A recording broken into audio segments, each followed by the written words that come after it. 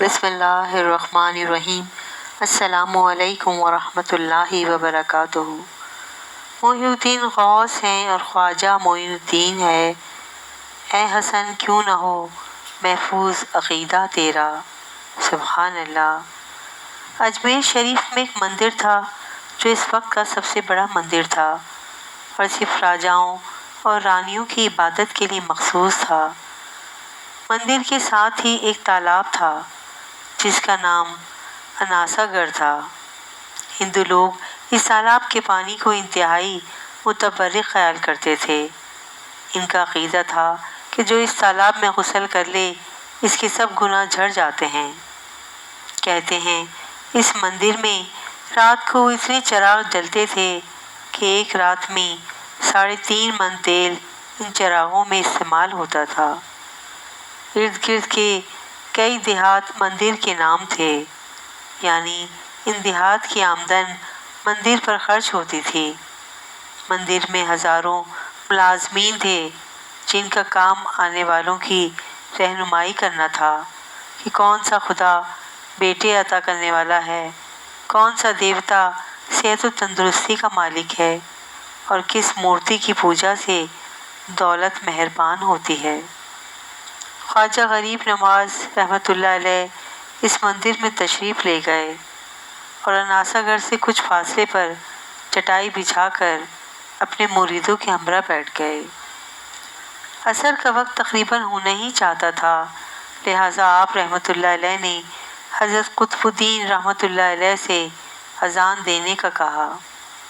کفر و شرک کے گڑھ اجمیر میں اللہ کی وحدانیت اور حضرت محمد صلی اللہ علیہ وآلہ وسلم کی رسالت کا یہ پہلا اعلان تھا۔ وہ لوگ اسلام سے مکمل طور پر لا علم تھے، چنانچہ اذان کی آواز سن کر وہ حیران ہوئے اور اپنے گھروں سے نکل آئے۔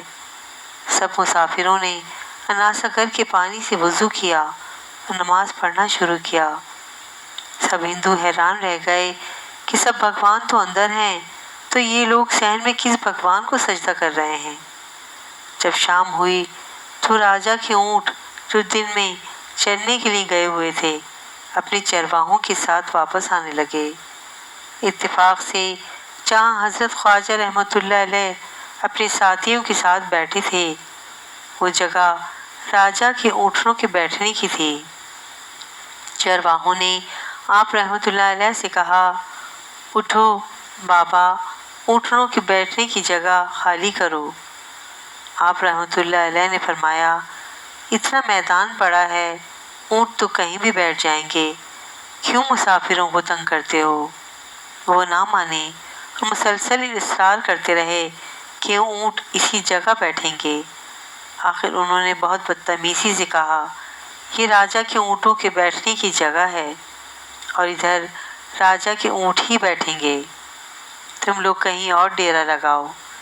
آخر آپ رحمۃ اللہ علیہ نے اٹھتے ہوئے حضرت قطب سے فرمایا، اٹھو قطب الدین، یہ کہہ رہے ہیں کہ یہ اونٹوں کے بیٹھنے کی جگہ ہے تو چلو اونٹ ہی بیٹھے رہیں۔ یہ کہہ کر آپ رحمۃ اللہ علیہ اپنے ساتھیوں سمیت وہاں سے اٹھ گئے۔ اگلی صبح جب اونٹوں کو چرانے کے لیے لے جانے کا وقت آیا اور چرواہوں نے اونٹوں کو اٹھانا چاہا تو انہیں پتہ چلا کہ اونٹ اٹھنے کے قابل نہیں ہیں۔ انہوں نے اونٹوں کو مار مار کر زبردستی انہیں اٹھانا چاہا لیکن وہ بیٹھے ہی رہے۔ چرواہے پریشان ہو گئے کہ جو اونٹ ان کے ایک اشارے پر اٹھ بیٹھتے تھے آج کیوں نہیں اٹھ رہے۔ آخر انہیں یاد آیا کہ کل اس مسافر فقیر نے کہا تھا کہ چلو اونٹ ہی بیٹھے رہیں۔ لوگ اکٹھا ہونا شروع ہو گئے۔ کوئی کہہ رہا تھا فقیر کوئی کامل جادوگر ہے اور کسی نے خیال ظاہر کیا کہ وہ کوئی بھگوان کا اوتار ہے۔ یہ بات راجا تک پہنچ گئی کہ ایک مسافر فقیر نے راجا کے اونٹوں پر جادو کر دیا ہے۔ راجا نے حضرت معین الدین علیہ رحمہ کو پیغام بھیجا کہ تم کیسے فقیر ہو جو بے زبانوں کو باندھ رکھا ہے، یہ بیچارے بھوک اور پیاس سے مر جائیں گے، اس لیے مہربانی کر کے اپنا جادو واپس لے لو۔ آپ رحمۃ اللہ علیہ نے فرمایا، ہم مسلمان ہیں اور مسلمان بد دعا نہیں کرتے، نہ ہی جادو۔ جاؤ کہو کہ جس کے حکم سے بیٹھے تھے اسی کے حکم سے اٹھ کھڑے ہو۔ اب جو جا کر اٹھایا تو اونٹ پہلی بار پر ہی اٹھ بیٹھے۔ ہندوؤں کی دلچسپی ان مسافروں میں بڑھنے لگی۔ پانچوں وقت اذان ہوتی اور نماز ادا کی جاتی۔ آخر راجا تک یہ بات پہنچ گئی کہ کچھ فقیر آئے ہیں جو مسلمان ہیں، پانچوں وقت اذان دیتے ہیں اور ہمارے پوتر تالاب کو ہاتھ منہ دھو کر برش کرتے ہیں اور ہمارے دھرم کے خلاف باتیں بھی کرتے ہیں۔ کہتے ہیں یہ مورتیاں پوجنے کے قابل نہیں، یہ تو محض پتھر ہیں، اس لیے انہیں یہاں سے اٹھایا جائے۔ راجا نے فقیروں کو پیغام بھجوایا کہ تم لوگ گوشت کھاتے ہو، ہمارے دھرم کے خلاف بولتے ہو، اور تو اور ہمارے پاک تالاب کو اپنے ہاتھ ڈال کر ناپاک کرتے ہو، جو ہم برداشت نہیں کر سکتے، اس لیے تم لوگ یہاں سے چلے جاؤ۔ آپ رحمت اللہ علیہ نے فرمایا کہ اور بھی تو اتنی دنیا آتی ہے، ہمارے پانی لے لینے سے کون سا کوئی کمی آ جائے گی؟ لیکن وہ کہنے لگے کہ وہ سب ہمارے اپنے دھرم کے لوگ ہیں اور تم دوسرے دھرم کے ہو۔ آئندہ تم لوگوں نے تالاب کو ناپاک کیا تو ہم سختی سے پیش آئیں گے۔ آپ رحمت اللہ علیہ نے حضرت قطب الدین بختیار رحمت اللہ علیہ سے فرمایا، قطب الدین، شاید یہ لوگ آئندہ ہمارے پانی لینے پر کوئی فساد برپا کریں۔ جاؤ ایک مشکیزہ پانی لے آؤ تاکہ ضرورت کے وقت کچھ پانی تو موجود ہو۔ لہٰذا حضرت قطب رحمت اللہ علیہ نے ان سے فرمایا، چلو ہم مشکیزہ بھر لیتے ہیں۔ وہ اس شرط پر مان گئے کہ تمہارا جسم پانی سے نہ چھوئے۔ حضرت قطب رحمت اللہ علیہ تالاب کی سیڑھیوں پر جا بیٹھے اور مشکیزہ پانی میں ڈبو دیا۔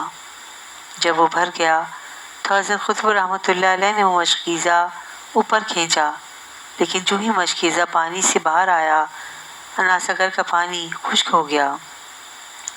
اناسگر مشکیزے میں بند ہو گیا۔ اناسگر کا خشک ہونا تھا کہ پورے اجمیر میں کوہرام مچ گیا۔ وہ رو رہے تھے کہ ہم جو گناہوں کی گٹھریاں لاتے ہیں اور اناسگر میں غسل کر کے ان کے لیے چھٹکارا پا لیتے ہیں، اور اب ہم گناہوں کا بوجھ لیے کدھر جائیں گے؟ سارے علاقے میں خبر پھیل گئی کہ مسافر فقیر نے جادو کے زور سے اناسگر کو خشک کر دیا ہے۔ راجا اس نئی صورتحال سے بہت پریشان ہوا۔ اس نے اپنے وزیروں کو بلایا۔ سب نے یہی کہا کہ فقیر یا تو جادوگر ہے یا پھر واقعی کوئی کامل فقیر ہے۔ ساتھ ہی وہ پریشان ہوئے کہ اجمیر کی رونق تو تھی ہی اناسگر کے دم سے، اسی کی وجہ سے لوگ دور دور سے اجمیر آتے تھے اور اپنا ایمان تازہ کر کے لوٹتے تھے۔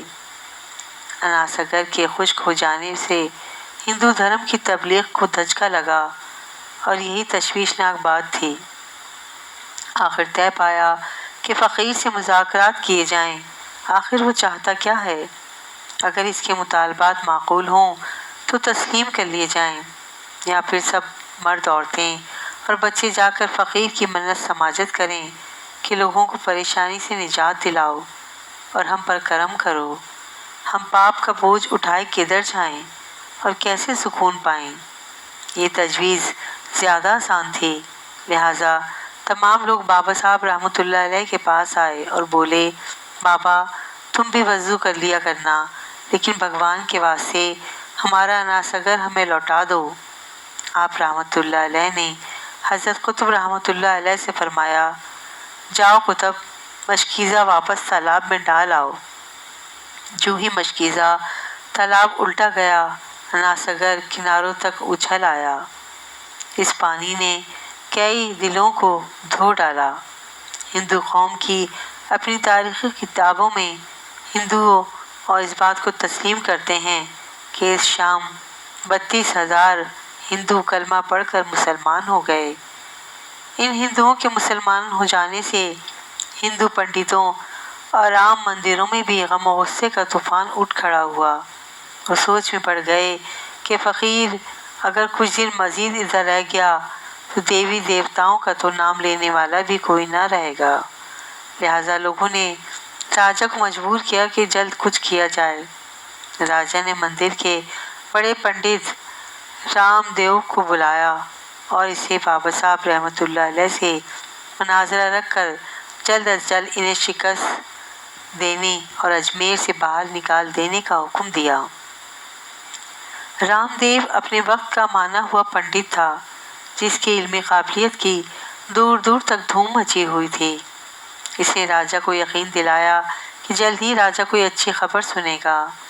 رام دیو بابا صاحب رحمۃ اللہ علیہ کے پاس آیا اور الٹے سیدھے سوالات کرنا شروع کیا۔ بابا صاحب رحمۃ اللہ علیہ نے خاموشی اختیار کیے رکھی۔ جب رام دیو نے حد سے بڑھ کر شور مچانا شروع کیا تو بابا صاحب رحمۃ اللہ علیہ نے اس کی طرف آنکھ اٹھائی اور مسکرا کر فرمایا، رام دیو، تو شور مچا رہا ہے اور میں تیرے ماتھے پر ایمان کا نور چمکتا دیکھ رہا ہوں۔